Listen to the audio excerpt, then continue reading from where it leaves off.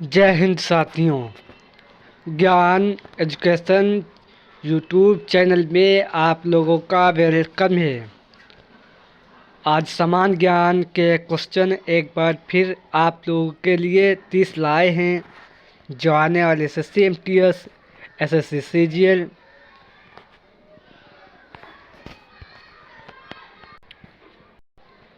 Bihar police, Delhi police, RRB NTPC exam के लिए भी वेरी इम्पोर्टेंट सेशन होने वाला है, इसलिए सेशन में एंड तक बने रहें। चलो सेशन शुरू करते हैं। आज का क्वेश्चन नंबर 1, टेक्स्ट हाईलाइट करके एडिट कॉपी क्लिक करने पर क्या होगा? टेक्स्ट हाईलाइट करके एडिट कॉपी क्लिक करने पर क्या होगा? तो साथियों याद रखना, ये टेक्स्ट डॉक्यूमेंट से कॉपी हो के क्लिपबोर्ड पर रख जाएगा। साथियों याद रखना, इसका सही आंसर ऑप्शन नंबर ए याद रखें। नेक्स्ट क्वेश्चन 2, टेक्स्ट में आपकी पोजीशन दर्शाने वाले ब्लॉकिंग पॉइंट को क्या कहते हैं? टेक्स्ट में आपकी पोजीशन दर्शाने वाले ब्लॉकिंग पॉइंट को क्या कहते हैं? तो साथियों याद रखना, ये आपके पॉइंटर कहते हैं। इसका सही आंसर ऑप्शन नंबर डी याद रखें साथियों। नेक्स्ट क्वेश्चन 3, आउटपुट देखने के लिए किसका प्रयोग किया जाता है? आउटपुट देखने के लिए किसका प्रयोग किया जाता है? तो साथियों आउटपुट देखने के लिए मॉनिटर का प्रयोग किया जाता है, याद रखना।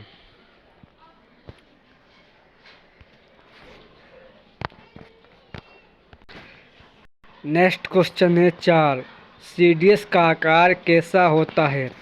CDS का आकार किस प्रकार का होता है? तो साथियों CDS का आकार गोलाकार होता है, याद रखना। नेक्स्ट क्वेश्चन 5, रासायनिक हथियार निषेध संगठन OPCW की स्थापना कब हुई? रासायनिक हथियार निषेध संगठन OPCW की स्थापना कब हुई, यानी कितनी वर्ष में हुई? तो साथियों इसकी स्थापना 2013 में हुई थी, याद रखना। नेक्स्ट क्वेश्चन 6, जलवायु परिवर्तन पर अंतर्संकरी पैनल की स्थापना कब हुई? जलवायु परिवर्तन पर अंतर्संकरी पैनल की स्थापना कब हुई? तो साथियों ये आपके 2000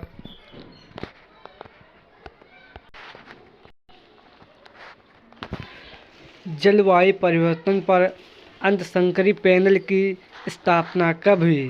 तो साथियों याद रखना, ये आपके 2007 में हुई थी, साथियों याद रखना। नेक्स्ट क्वेश्चन नंबर 7, सार्क की स्थापना कब हुई?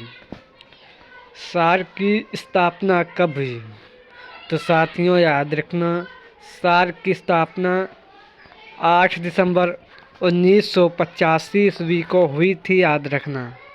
नेक्स्ट क्वेश्चन 8, तारापुरा परमाणु विद्युत परियोजना TAPS संयंत्र कहाँ है? तारापुरा परमाणु विद्युत परियोजना TAPS संयंत्र कहाँ है? तो साथियों ये आपके हिमाचल यानी महाराष्ट्र राज्य में स्थित है, साथियों याद रखना। नेक्स्ट क्वेश्चन 9, पादप कोशिका जंतु कोशिका से किस प्रकार भिन्न होती हैं? पादप कोशिका जंतु कोशिका से किस प्रकार भिन्न होती हैं?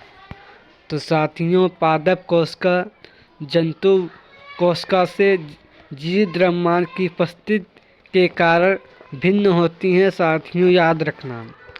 नेक्स्ट क्वेश्चन 10, गो दूध में पीलेपन के लिए उत्तरदायी तत्व कौन सा है? गो दूध में पीलेपन के लिए उत्तरदायी तत्व कौन सा है? तो साथियों इसका मुख्य कैरोटीन के कारण गाय के दूध में पीलापन होता है साथियों, याद रखना।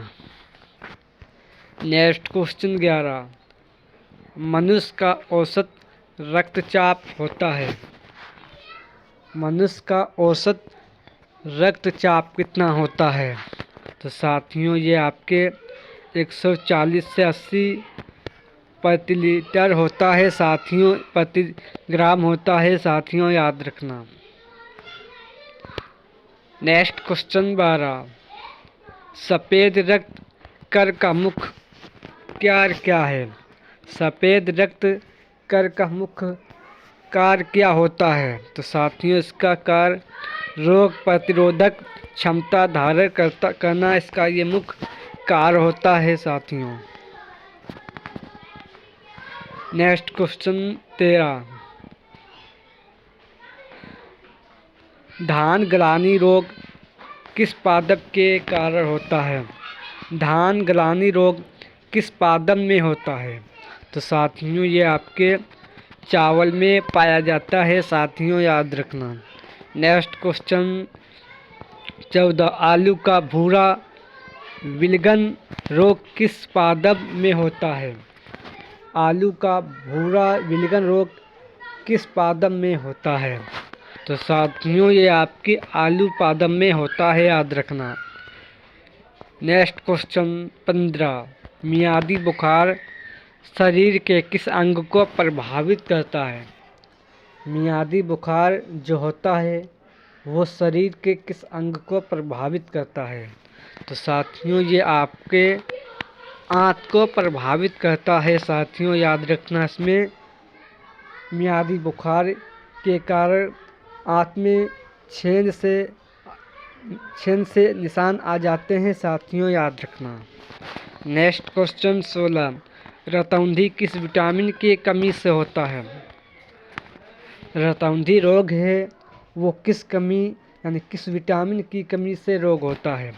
तो साथियों ये आपके विटामिन ए की कमी से रतौंधी रोग होता है साथियों, याद रखना। नेक्स्ट क्वेश्चन 17, निम्न में से किसमें कार्बन मिलता है? तो साथियों इनमें से कार्बन ये आपके लिग्नाइट में मिलता है साथियों, याद रखना। नेक्स्ट क्वेश्चन 18, धातुओं को टुकड़े को टाँका लगाने वाला मिश्रण कौन होता है? धातुओं के टुकड़ों को टाँका लगाने वाला मिश्रण होता है। तो साथियों ये आपके टीन और शीशे होते हैं साथियों, याद रखना। नेक्स्ट क्वेश्चन 19, वाटर जेट तकनीक का प्रयोग किया जाता है किसके लिए?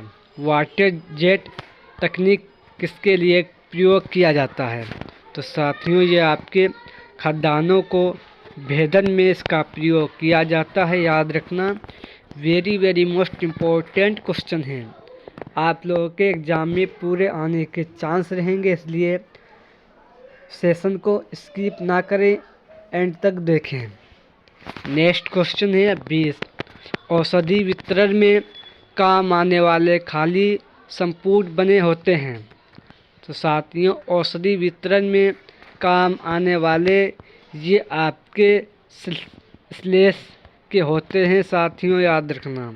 नेक्स्ट क्वेश्चन 21, कार में दृश्य अवलोकन के लिए किस प्रकार के शीशे का प्रयोग होता है? कार में दृश्य अवलोकन के लिए किस प्रकार शीशे का प्रयोग होता है? तो साथियों उत्तल दर्पण का प्रयोग होता है साथियों, याद रखना। नेक्स्ट क्वेश्चन 22, यदि एक जहाज नदी से समुद्र में प्रवेश करता है तो इसकी स्थिति क्या रहती है? यदि एक जहाज नदी से समुद्र में प्रवेश करता है तो इसकी स्थिति क्या रहती है? तो साथियों इसकी स्थिति ऊपर उठेगा, ये इसका परिवर्तन हो जाता है। जब नदी से जहाज समुद्र में जाता है तो ऊपर की ओर उठ जाता है, ये परिवर्तन होता है साथियों, याद रखना। नेक्स्ट क्वेश्चन 23, भारी वाहनों में डीजल का प्रयोग किस लिए किया जाता है? भारी वाहनों में डीजल का प्रयोग किस लिए किया जाता है? सीएनजी और डीजल वाले इंजन में क्या फ़र्क है? तो साथियों, इसका मेन फ़र्क है उच्च क्षमता और आर्थिक बचत। यानी डीजल वाले इंजन में अधिक क्षमता होती है और इसमें आर्थिक बचत होती है। यानी डीजल वाले वाहनों में अधिक पावर होता है, इसलिए डीजल वाले इंजन का ज़्यादातर पहाड़ियों इलाकों में प्रयोग किया जाता है। जैसे तमिलनाडु है, हिमाचल प्रदेश है, इसमें सीएनजी का इंजन का प्रयोग कम किया जाता है।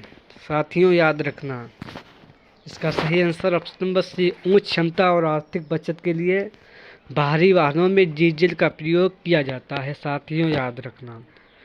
नेक्स्ट क्वेश्चन 24, अस्त होते समय सूर्य लाल दिखाई देता है क्यों? सूर्य अस्त होते समय सूर्य लाल क्यों दिखाई देता है? तो साथियों, ये आपके प्रकिरण के कारण सूर्य लाल दिखाई देता है, याद रखना। नेक्स्ट क्वेश्चन 25, समुद्र में नदी के अपेक्षा तैरना आसान होता है क्यों? वही प्रक्रिया फिर इसमें अपनाई जाएगी जो नदी और समुद्र में जहाज की प्रक्रिया थी। समुद्र में नदी की अपेक्षा तैरना आसान होता है क्यों? तो साथियों, समुद्र का जल भारी होता है। समुद्र का जल भारी होता है, इसलिए समुद्र में नदी की अपेक्षा तैरना आसान होता है। यानी नदी से समुद्र में तैरना आसान होता है क्योंकि समुद्र का जल भारी होता है, इसलिए, याद रखना। नेक्स्ट क्वेश्चन 26, मिश्रित अर्थव्यवस्था का अर्थ क्या होता है? मिश्रित अर्थव्यवस्था का अर्थ क्या होता है? तो साथियों, ये जहां राष्ट्रीय अर्थव्यवस्था में भूमंडलीय की प्रक्रिया भारी मात्रा से विदेशी से प्रभावित हो, इसलिए इसे अर्थव्यवस्था कहते हैं। साथियों, याद रखना, जहां राष्ट्रीय अर्थव्यवस्था में भूमंडलीय की प्रक्रिया भारी मात्रा से विदेशी से प्रभावित हो। साथियों, याद रखना, इसका सही answer option number C. Next question है साथियों 27, भारतीय संविधान की प्रस्तावना में धर्मनिरपेक्ष किस संशोधन के द्वारा जोड़ा गया? भारतीय संविधान की प्रस्तावना में धर्मनिरपेक्ष शब्द किस संशोधन के द्वारा जोड़ा गया? तो साथियों, ये आपके 42 संविधान के द्वारा जोड़ा गया। साथियों, याद रखना। नेक्स्ट क्वेश्चन है 28, संविधान निर्मात्री परिषद की झंडा समिति के अध्यक्ष कौन थे? संविधान निर्मात्री परिषद के झंडा के समिति अध्यक्ष कौन थे? तो साथियों, ये आपके डॉक्टर राजेंद्र प्रसाद थे, याद रखना। ये स्थायी अध्यक्ष चुने गए थे। साथियों, याद रखना। नेक्स्ट क्वेश्चन 29, निम्नलिखित में से किस एक जैव विभिन्नता सर्वाधिक होगी? तो साथियों, ये आपके उष्णकटिबंधीय वन में जैव विभिन्नता सर्वाधिक होगी। साथियों, याद रखना, इसका सही answer option number B. Next question 30, जीवमंडल आरक्षित परिक्षण क्षेत्र है। तो साथियों, यह आपके आनुवंशिक विभिन्नता के कारण है, इसका सही आंसर ऑप्शन नंबर डी। जीवमंडल आरक्षित परिक्षण क्षेत्र आनुवंशिक विभिन्नता का क्षेत्र है। साथियों, याद रखना, ये वेरी मोस्ट इम्पोर्टेंट 30 क्वेश्चन थे। सेशन पसंद आए तो लाइक करें और चैनल को सब्सक्राइब करें। चलो सेशन एंड करते हैं और मिलते हैं किसी नेक्स्ट सेशन में एक अच्छे कंटेंट के साथ। सेशन पसंद आए तो लाइक करें और चैनल को सब्सक्राइब करें। जय हिंद, जय भारत।